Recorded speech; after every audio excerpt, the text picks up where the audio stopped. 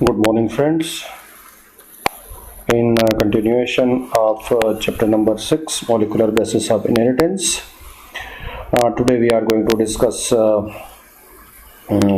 Mendelssohn and Stahl's experiment. Yesterday we already discussed about DNA replication and mechanism of DNA replication. So today we are going to discuss the evidence of semi-conservative method of DNA replication, which was given by Mendelssohn and Stahls. Let's start the discussion on Mendelssohn and Stahls experiment. So, along with the double helical structure of DNA, Watson and Crick also proposed a scheme for DNA replication. They suggested that the two strands would separate and become a template for synthesis of complementary DNA strand.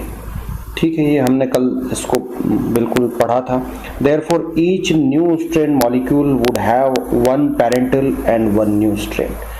कल हमने इसके बारे में बहुत अच्छे से discuss किया था कि अगर ये डीएनए है और इस डीएनए को जब रेप्लिकेट करना होता है तो इसकी दोनों स्ट्रैंड्स अलग हो जाती है, और दोनों स्ट्रैंड अलग होने के बाद जो नई स्ट्रैंड होती है वो इस तरीके से कम्प्लीमेंट्री स्ट्रैंड यहाँ पर बन जाती है. तो इस तरीके से जब ये डीएनए और इस डीएनए को आप देखेंगे तो इनमें एक स्ट्रैंड तो जो है वो पेरेंटल है और जो दूसरी स्ट्रैंड है वो न्यूली सिंथेसाइज्ड स्ट्रैंड होगी. ठीक है, तो this is the concept of semi conservative model of DNA replication.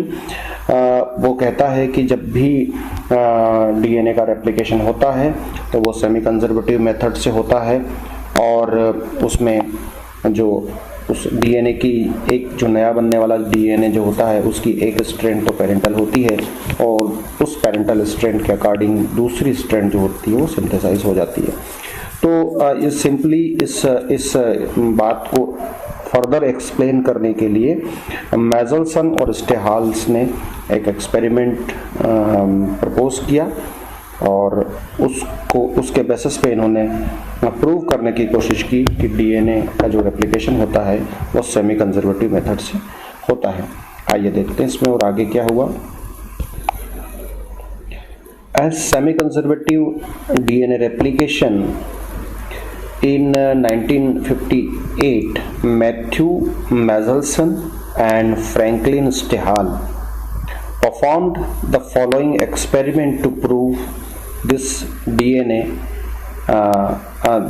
mode of DNA replication. ठीक है, उन्होंने एक एक्सपेरिमेंट परफॉर्म किया और समझाया कि किस तरीके से सेमी कंजर्वेटिव डीएनए रेप्लिकेशन होता है. मेंडेलसन and Stahl grow E coli. अब ध्यान रखिएगा यहाँ पर ये ई कोलाई को याद रखिएगा. There experiment is based on E coli bacteria, Escherichia coli.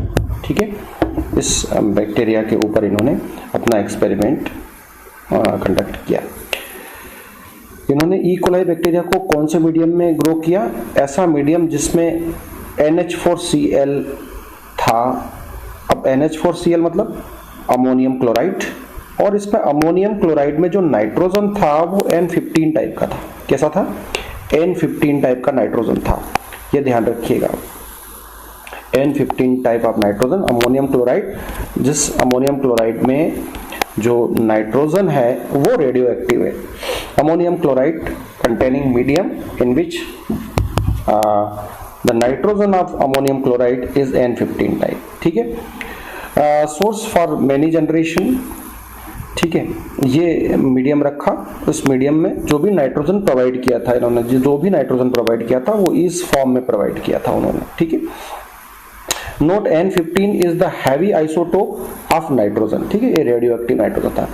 As a result all newly synthesized DNA had N15 which can be differentiated from from normal DNA configuration in cesium chloride density gradient। ठीक है, अब क्या होता है कि जब हम जैसे ये N15, अब आप कहेंगे कि N15 से DNA का क्या रिलेशन है? N15 का DNA से बहुत बड़ा रिलेशन है। क्या रिलेशन है? वो रिलेशन ये है कि जैसे डीएनए के बारे में हम बात करें कि कोई भी डीएनए है तो उस डीएनए में नाइट्रोजनस बेस होते हैं ना, नाइट्रोजनस बेस। एडेनिन होता है, ग्वानिन होता है, थाइमिन होता है, साइटोसिन होता है। ठीक है, तो जब यहाँ पर इस डीएनए को जब इस ई कोलाई बैक्टीरिया को इन्होंने ग्रो किया होगा तो मान लिया जाए कि ये फर्स्ट जनरेशन का बैक्टीरिया था, इसको मल्टीप्लाई करना पड़ा और मतलब जब इसने नेक्स्ट जनरेशन बनाई तो बाइनरी फिशन से बनाई होगी, फिर मल्टीप्लिकेशन हुआ होगा तो फिर बाइनरी फिशन हुआ होगा, फिर नंबर ऑफ बैक्टीरिया लगातार बढ़ते गए होंगे। ठीक है, अब जिस मीडियम में ये ग्रो कर रहे थे, अब यहाँ देखिए एक बैक्टीरिया था, 2 हो गए, 2 से 4 हो गए। ठीक है, तो अब ऐसी कंडीशन में जब ये एक से दूसरा बैक्टीरिया बना, 2 बैक्टीरिया बने, तो इस बैक्टीरिया ने अपना डीएनए को रेप्लिकेट किया होगा, है ना। डीएनए को जब डबल करेगा तभी तो वो इन 2 बैक्टीरिया को दे पाएगा, 2 डॉटर सेल्स को दे पाएगा। तो डीएनए को जब वो रेप्लिकेट करेगा यानी कि डीएनए को डबल करेगा, डीएनए को डबल करेगा तो डीएनए बनाने के लिए क्या चाहिए? डीएनए बनाने के लिए चाहिए एडेनिन चाहिए, ग्वानिन चाहिए, थाइमिन चाहिए, साइटोसिन चाहिए, ये भी बनाना पड़ेगा उसको। ठीक है, तो एडेनिन, ग्वानिन, थाइमिन, साइटोसिन जब आप बनाएंगे तो यहाँ पर नाइट्रोजन सोर्स यूज करेंगे। क्या यूज करेंगे? नाइट्रोजन सोर्स यूज करेंगे। और अनफॉर्चुनेटली जिस मीडियम में ये ग्रो कर रहे थे उस मीडियम में हमें नाइट्रोजन हमने क्या दिया था? N15 टाइप का दिया था। ठीक है, तो वो अब इसके पहले ये जो बैक्टीरिया था ये नॉर्मल बैक्टीरिया था यहाँ। ठीक है, नॉर्मल कह लीजिए, और इसको फिर हमने N15 में डाला तो यहां पर इन बैक्टीरिया को N14 वाला जो नॉर्मल तरीके का जो नाइट्रोजन है वो नहीं मिलेगा, N15 वाला मिलेगा।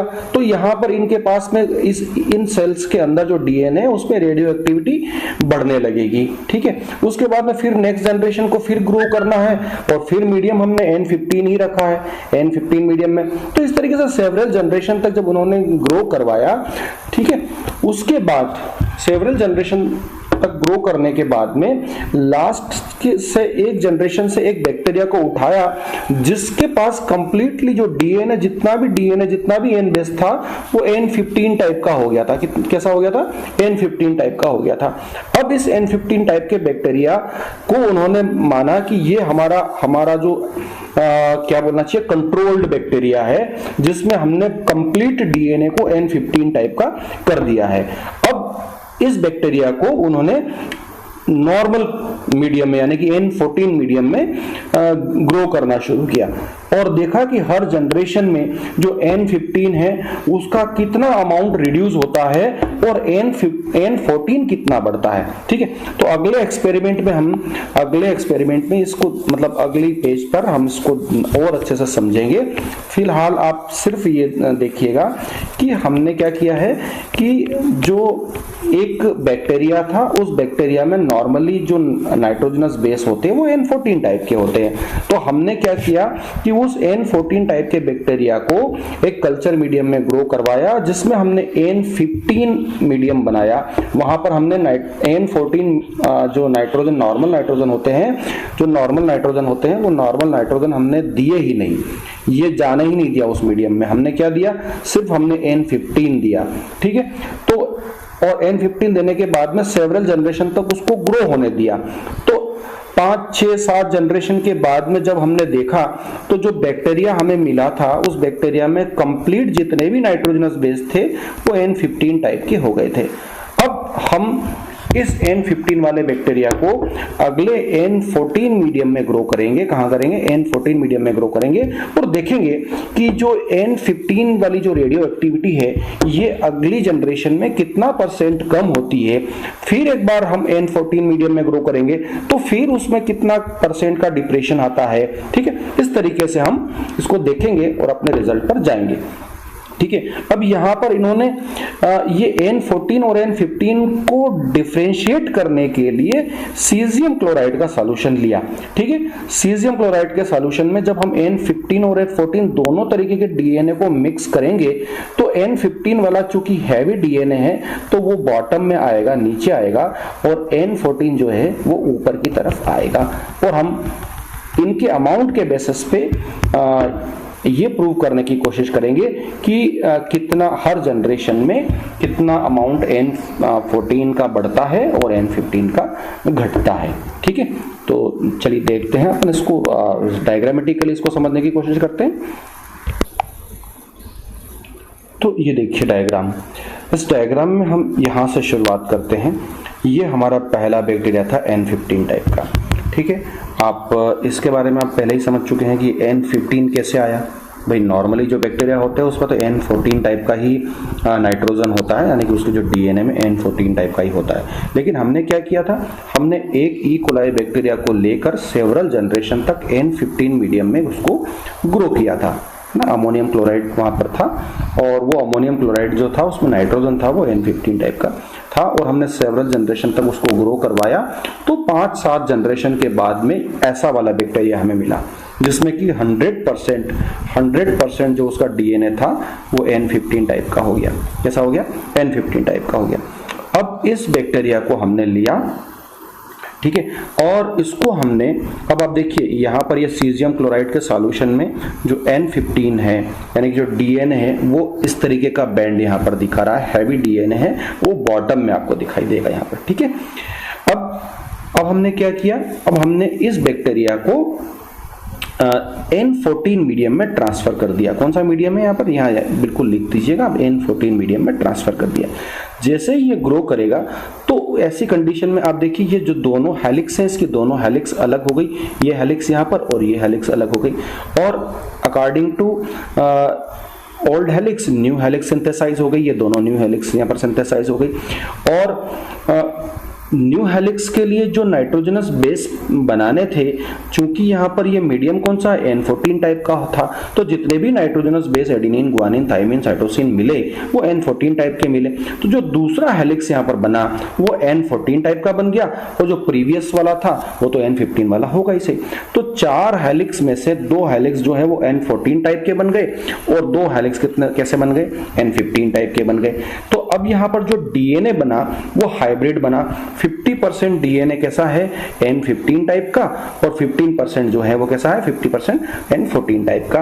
तो आप देखिए यहीं पर आप समझ सकते हैं कि ये सेमी कंजर्वेटिव कंडीशन हो गई। यहाँ पर 100% N15 था और यहाँ पर कितना रह गया, 50%, यानी कि 50% पेरेंटल और 50% कैसा आ गया, न्यूली सिंथेसाइज आ गया, ठीक है। और सीजियम क्लोराइड में जब इस बैंड को हम देखेंगे तो ये बैंड जो है ये थोड़ा सा लाइटर दिखाई देगा आपको। क्यों? क्योंकि अब इसमें N15 के साथ में N14 भी आके, यानी कि N14 और N15 का हाइब्रिड है ये, तो ये इस तरीके का बैंड दिखाई देगा। ये स्लाइटली अपर दिखाई देगा N15 से, ठीक है, जो प्रीवियस था उससे अब स्लाइटली अपर दिखाई देगा आपको, ठीक है। इसके बाद में फिर हमने N14 मीडियम में इस जनरेशन को भी ग्रो करवाया। अब देखा हमने यहाँ पर, तो अब यहाँ पर हमने देखा कि ये जो चारों हेलिक्स है, चारों हेलिक्स अलग हो गई, ठीक है। ये एक हेलिक्स यहाँ थी, अलग हो गई, दूसरी वाली जो हेलिक्स थी N14 वाली वो यहाँ अलग हो गई, और ये N15 वाली हेलिक्स यहाँ थी, यहाँ आ गई। लेकिन चूंकि मीडियम क्या है, N14 मीडियम है, तो इन सभी ने रेप्लिकेट किया, तो दूसरी वाली हेलिक्स भी N14 बनाई। भाई N14 पहले से थी, यहाँ पर एक और N14 बन गई, यहाँ पर N15 पहले से थी, नई N14 बन गई, यहाँ पर N15 पहले से थी, N14 नई बन गई, और यहाँ पर N14 पहले से थी और नई भी N14 बन गई। तो आउट ऑफ, आप यहां पर देखें 8 स्ट्रेन्स हैं, 8 में से जो 2 हैं वो कैसी है, N15 टाइप की, और 6 कैसी है, N14 टाइप की। तो यहां पर हम परसेंटेज देखें तो अब क्या हो गया, यहां पर 25% ही रिमेन रह गया, जो पेरेंटल था वो 25% ही रह गया, ठीक है। और नया कितना हो गया, नया कौन कितना परसेंट हो गया, 75% हो गया।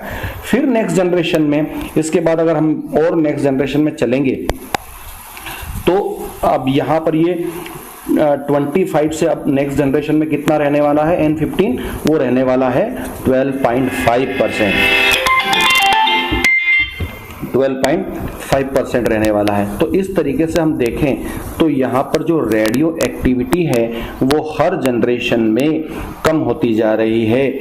यहाँ आप देखेंगे तो 100% रेडियो एक्टिविटी, यहाँ पर हम देखेंगे 50%, यहाँ देखेंगे 25%, ठीक है। और इसके बाद और आगे जनरेशन में जब इस जनरेशन पे भी आप रेप्लिकेशन करवा दीजिए N14 मीडियम में तो ये 12.5%, ठीक है। उसके बाद में आप चलेंगे तो और आई थिंक सो 6.25%, इस तरीके से ये लगातार रिड्यूस होती जाएगी। तो इस एक्सपेरिमेंट से मेजल्सन और स्टेहाल्स ने अब यहाँ पर ये सीजियम क्लोराइड में इस रेडियो मतलब हमारे डीएनए की डेंसिटी भी देखते जाइएगा, ये कंप्लीट रेडियो एक्टिव था। तो यहाँ पर ये बैंड आपको बॉटम में देखने को मिलेगा और एक डेफिनेट कलर दिखेगा आपको, ठीक है। ये हाइब्रिड डीएनए जहां पर 50-50% हो गया, 50% N15 और 50% N14। उसके बाद अब यहां पर देखिए ये हाइब्रिड जो है ना, ये तो बिल्कुल कांस्टेंट ही रहेगा। क्यों रहेगा? देखिए यहां पर ये जो कंडीशन थी यहां पर भी बिल्कुल वैसे की वैसी कंडीशन है, तो ये हाइब्रिड यहां पर दिखाई देगा। लेकिन आपको यहां पर ये और ये डीएनए, ठीक है, ये कंप्लीटली प्योर है, N14 टाइप के हैं, तो उसका एक अलग बैंड यहां पर दिखाई देगा आपको। नेक्स्ट जनरेशन में जब आप जाएंगे तो ये वाला जो बैंड है N14, 15, ये तो बिल्कुल कांस्टेंट ही पड़ा रहेगा, ठीक है। लेकिन ये बैंड अब डबल हो जाएगा, ठीक है, क्योंकि यहाँ पर ये दोनों हेलिक्स जब अलग होगी तो यहाँ पर 2 डीएनए बनेंगे, यानी कि 4 हेलिक्स हो जाएगी और 4 हेलिक्स इसकी हो जाएगी 8 हेलिक्स, और ये तो एज इट इज ही रहेगा, ठीक है। 4 हेलिक्स यहाँ से, 4 हेलिक्स यहाँ की बन जाएगी और ये दोनों हेलिक्स जब रेप्लिकेट होगी, ठीक है, तो 2 डीएनए ये भी बन जाएंगे और 2 इस तरीके के जो डीएनए है ना ये हाइब्रिड ही दिखाई देंगे आपको, ठीक है। तो हाइब्रिड वाला बैंड जो है वो कांस्टेंट रहेगा और ये वाला जो बैंड है ना, ये बैंड जो प्योर N14 का, ये लगातार बढ़ता दिखाई देगा। तो 100%, 50%, 25%, 12.5%, 6.25%, the N15, the percentage of N15 will gradually decreases 50% for the every next generation। तो इस एक्सपेरिमेंट के बेसिस पे इन्होंने प्रूव कर दिया कि डीएनए जो होता है वो हमेशा सेमी कंजर्वेटिव तरीके से ही रेप्लिकेट होता है। 50% वो अपनी प्रीवियस जनरेशन का डीएनए होता है और 50% जो डीएनए होता है वो न्यूली सिंथेसाइज हो जाता है, ठीक है। तो ये N15 के बाद में जो हम पढ़ रहे थे कि कंप्लीटली जब हमने एक बैक्टीरिया को N15 टाइप का बना लिया, उसके बाद में हमने उस बैक्टीरिया को N14 NH4 Cl ammonium chloride N14 यहाँ पर जो टाइप का अमोनियम क्लोराइड था उसमें हमने ट्रांसफ़र कर दिया। As the cells multiply they collected samples at time interval. 20 minute में एक रेप्लिकेशन हुआ, नेक्स्ट जनरेशन आ गई, 2 डीएनए बन गए, फिर यहाँ पर 4 डीएनए बन गए, ठीक है, फिर यहाँ पर 8 डीएनए बन जाएंगे। इस तरीके से उन्होंने एवरी 20 मिनट में जो डीएनए का सैंपल था उसको कलेक्ट कर लिया और देख लिया सीजियम क्लोराइड के सॉल्यूशन में कि अब जो N15 और N14 डीएनए का रेशो क्या है। तो ये डेफिनेटली हर 20 मिनट में इनको 50% प्रीवियस जनरेशन का 50% कम होता हुआ दिखाई दिया, जो कि डायग्राम में उन्होंने एक्सप्लेन किया था, ठीक है। Divided every 20 minutes then they extracted the double stranded DNA from the sample and separated them on cesium chloride gradient to measure the DNA density, ठीक है। तो ये स्टेप्स आप लिखते जाइएगा और डायग्राम जो है उसको देखते जाइएगा, ठीक है, और इसको आप फर्दर एक्सप्लेन करेंगे, ठीक। चलिए, तो वैसे भी रिजल्ट तो आपके सामने है, लेकिन एक बार और रिजल्ट को आप डिस्कस कर लीजिए। क्या कहते हैं ये कि डीएनए एक्सट्रैक्टेड आफ्टर 20 मिनट, जो 20 मिनट बाद जो डीएनए एक्सट्रैक्ट किया था फर्स्ट जनरेशन का, यानी कि है ना, after growing N15 bacteria into N14 medium, है ना, 20 मिनट के बाद जब उन्होंने देखा तो इन द NH4Cl जो 14 वाला NH4Cl medium had intermediate density. कैसी है? Intermediate density. क्यों हुई intermediate density? This because it contains one parental DNA strand with the heavy N15, है ना, and one new strand with the light N14 given in light N14, यानी कि N15 N14 type का DNA हो गया था पहली जनरेशन में। जब हमने N15 वाले को ग्रो किया था तो बाद में यहाँ पर जब फर्स्ट जनरेशन हुई थी तो ये दोनों N15 वाले अलग हो गए थे और इन्होंने क्या बना लिया था, N14 बना लिया था। तो यहाँ पर एक इंटरमीडिएट कंडीशन आ गई थी कि दोनों ही डीएनए वो हाइब्रिड दिखाई देने लगे थे। यहाँ पर N15 N14, एक स्ट्रैंड N14 का, एक 15 का, दूसरे में भी N14 का, एक दूसरा 15 वाला, ठीक है। तो ये कह रहे हैं कि 20 मिनट में जब उन्होंने देखा तो उनको इंटरमीडिएट डेंसिटी देखने को मिली, ठीक है। लेकिन दूसरे वाले की बात करते हैं। फिर नेक्स्ट जनरेशन में डीएनए एक्सट्रैक्टेड आफ्टर 40 मिनट, जब 40 मिनट के बाद उन्होंने देखा टू जनरेशन, सेकंड जनरेशन का, इन द मीडियम वही रहेगा, मीडियम यही रहेगा क्योंकि हमने बाद में N14 मीडियम में ही उसको ग्रो करवाया। तो इस medium showed equal amount of intermediate density and light density. तो इंटरमीडिएट डेंसिटी तो जितनी थी उतनी ही रहेगी, ठीक है, यानी कि ये जो हाइब्रिड डीएनए है तो बिल्कुल कांस्टेंट रहेंगे जनरेशन बाय जनरेशन, अब ऐसा ही रहेगा। लेकिन जब जैसे ये N15 वाला था और ये N15 वाला जब ये अलग हुए तो इन्होंने दोनों ने N14 बनाया होगा, डेफिनेटली बनाया होगा। लेकिन ये N14 वाले जो दो अलग हुए तो इन्होंने तो नेक्स्ट N14 ही बनाया ना। तो जितना हाइब्रिड डीएनए था उतना ही लाइट डीएनए भी बन गया यहाँ पर, ठीक है। It because it contains the equal amount of the N15 N14 DNA, ठीक है, इंटरमीडिएट एंड N14 टाइप का। बिल्कुल आप जो सेकेंड जनरेशन में देखेंगे तो जितना N15 डीएनए है उतना ही N14 डीएनए भी बन जाता है, ठीक है। इसी तरीके से जब आगे हम बढ़ते जाएंगे तो हर जनरेशन में प्रीवियस जनरेशन से 50% रेडियो एक्टिविटी कम होती जाती है। और यही इस एक्सपेरिमेंट, इसी तरीके से इस एक्सपेरिमेंट ने शो किया है कि भाई 50% डीएनए प्रीवियस जनरेशन का होगा और 50% डीएनए जो है वो नया बन जाएगा। तो उन्होंने इस तरीके से इसको एक्सप्लेन किया और बिल्कुल इन्होंने जो एक्सप्लेन किया उसको वो मतलब आज भी माना जाता है कि डीएनए जो होता है वो सेमी कंजर्वेटिव मेथड से ही रेप्लिकेट होता है। अब इसमें जो याद रखने की बातें हैं वो खास याद रखने की बात क्या है कि इन्होंने डीएनए की डेंसिटी देखने के लिए किस सॉल्यूशन का यूज किया, तो आप कहेंगे कि वो सीजियम क्लोराइड यूज किया है। अब इन्होंने डीएनए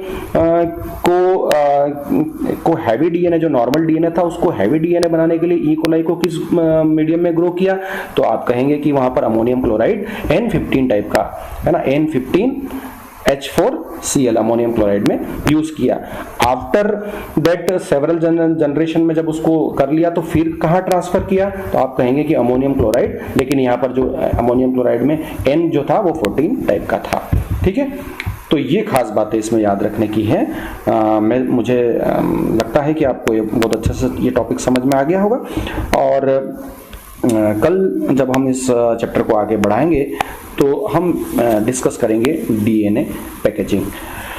वीडियो हो सकता है कि आपको फास्ट लग रहा हो, लेकिन आप इसको पॉज कर सकते हैं, आपको उसको रिवाइज कर सकते हैं, 2 बार 3 बार देख सकते हैं, सुन सकते हैं, समझ सकते हैं और आप इसके अच्छे से नोट्स बना लीजिए। और जब आप इस वीडियो को देख लें, नोट्स बना लें, तो उसके बाद फिर जो डिस्क्रिप्शन बॉक्स में जो क्वेश्चंस दिए हुए होंगे उनके आंसर लिखिएगा। उनके आंसर अगर आप लिख पाते हैं तो इसका मतलब ये कि आपने इस टॉपिक को अच्छे से समझ लिया। ये बहुत इंपॉर्टेंट टॉपिक है और कई बार CBSE एग्जाम में पूछा गया है, ठीक है। तो आशा करता हूँ कि आप इसको अच्छे से समझेंगे और अपने नोटबुक में इसको लिखेंगे। चलिए आज के लिए इतना ही। बहुत बहुत धन्यवाद।